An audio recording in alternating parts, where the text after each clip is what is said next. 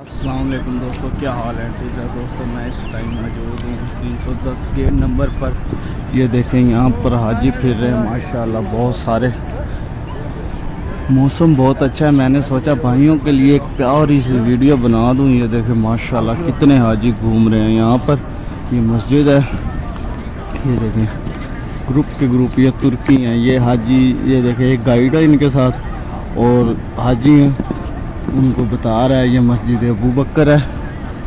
ये देखें माशाल्लाह मस्जिद गमामा, मस्जिद अली।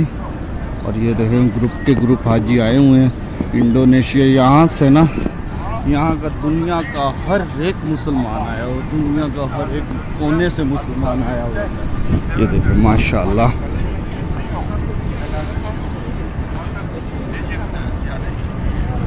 ये इंडोनेशिया का ग्रुप है।